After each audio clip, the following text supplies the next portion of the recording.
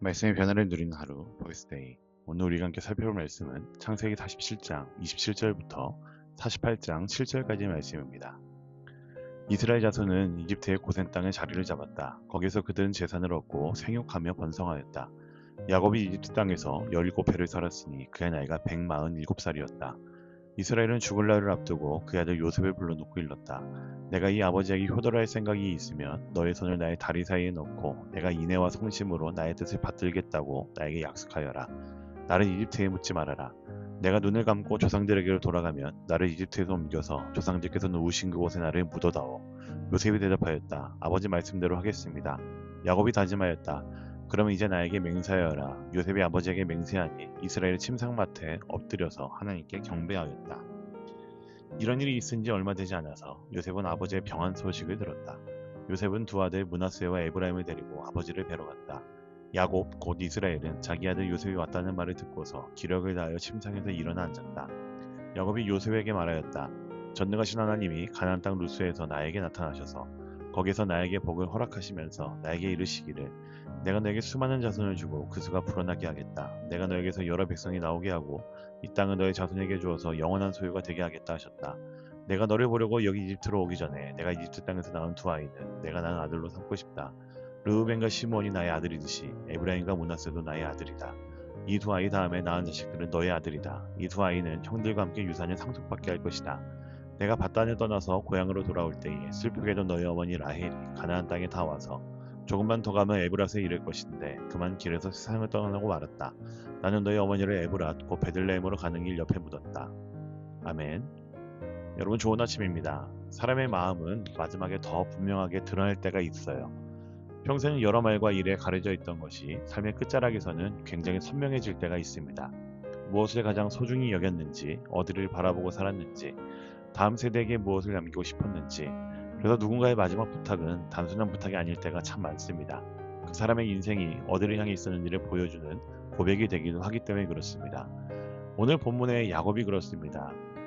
이스라엘 자손이 이집트의 고센 땅에 자리를 잡고 거기서 재산을 얻고 생육하며 번성하였다고 말합니다. 고센은 야곱의 가족에게 피난처였습니다. 기근 속에서 살아남게 하신 자리였고 다시 숨쉬게 하신 자리였습니다. 그런데 야곱은 죽을 날을 앞두고 요셉을 불러서 아주 중요한 부탁을 합니다. 그것은 바로 나를 이집트에 묻지 말아달라는 부탁이죠. 여러분 이 말은 단순히 장지를 정해달라는 부탁이 아닙니다. 야곱이 마지막까지 무엇을 붙들고 있었는지를 보여주는 말입니다. 야곱은 이집트에서 살고 있었지만 마음은 하나님의 약속을 향하고 있었습니다. 이집트는 지금 가족들이 안전하게 사는 곳입니다. 요셉이 높은 자리에 있는 곳이고 삶의 기반이 철저하게 마련된 곳입니다. 하지만 야곱은 그곳이 끝이 아니라는 것을 알았습니다. 가나안은 단순한 고향이 아니었습니다. 하나님이 아브라함에게, 이삭에게, 그리고 야곱 자신에게 약속하신 땅이었습니다. 그래서 야곱은 편안한 곳에서 죽음을 맞이하면서도 그 마지막 시선을 약속의 땅으로 돌리고 있는 것이죠. 여러분 이것이 오늘 본문을 통해 우리가 붙들어야 될 메시지인 것 같습니다. 하나님이 주신 피난처를 감사히 누리되 그 피난처를 최종 목적지로 착각하지 않는 것, 오늘의 안정에 감사하되 하나님의 약속을 잊지 않는 것. 여러분 우리도 고생 같은 자리가 필요합니다. 숨 쉴 수 있는 자리, 다시 일어설 수 있는 자리. 여러분 당연히 우리에게도 고생 같은 자리가 필요합니다. 숨 쉴 수 있는 자리, 다시 일어설 수 있는 자리, 가족과 함께 버틸 수 있는 자리. 여러분 분명 그런 자리는 우리에게는 은혜입니다. 하지만 고센이 은혜라고 해서 고센 땅이 전부가 되는 것은 아닙니다. 하나님이 우리에게 주신 안정이 하나님보다 커지면은 우리는 약속의 방향을 잃어버릴 수 있기 때문에 그렇습니다. 48장으로 넘어가면은 야곱은 병든 몸으로 요셉과 그의 두 아들 므낫세와 에브라임을 만납니다. 야곱이 기력을 다해 침상에 일어나 앉았다라고 말합니다. 몸은 약해졌지만 야곱은 마지막 힘을 다해 하나님의 약속을 전하는 것을 볼 수가 있습니다. 전능하신 하나님이 가나안 땅 루스에서 나에게 나타나셔서라고 하면서 그의 이야기를 이어갑니다. 야곱은 죽음을 앞두고 자기 인생의 가장 중요한 기억을 꺼내놓습니다. 재산 이야기가 아니고요. 애굽에서 누린 성공 이야기가 아닙니다. 하나님이 찾아오셨던 이야기, 하나님이 약속하셨던 이야기를 꺼내놓습니다.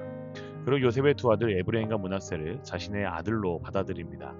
여러분 이것은 단순한 가족 정리가 아닙니다. 하나님의 언약이 다음 세대로 이어지고 있음을 보여주는 것이죠. 야곱은 자기의 죽음만 준비한 것이 아니었습니다. 다음 세대가 어떤 약속 안에 서야 하는지를 남기고 있었습니다. 그리고 본문 끝에서 야곱은 라헬의 죽음을 떠올립니다. 가나안으로 돌아오던 길, 에브라스로 가는 길에서 라헬이 죽었고 야곱은 그를 그 길 곁에 묻었습니다. 야곱의 인생에는 약속만 있었던 것이 아니었죠. 상실도 있었습니다. 기쁨만 있었던 것이 아니었습니다. 오래 남은 아픔도 있었습니다.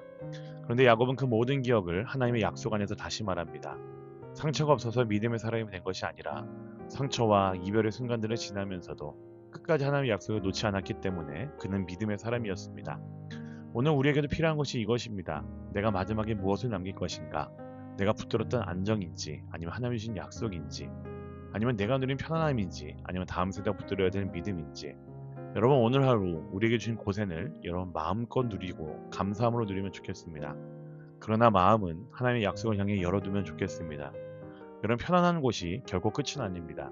하나님의 주신 약속이 우리의 방향이어야 되고 우리의 목적이어야 됩니다. 그리고 그 약속을 붙드는 삶이 우리가 다음 세대에게 남길, 그리고 여러분이 붙들어야 될 가장 귀한 믿음의 유산이라는 사실을 꼭 기억하시기를 소망합니다.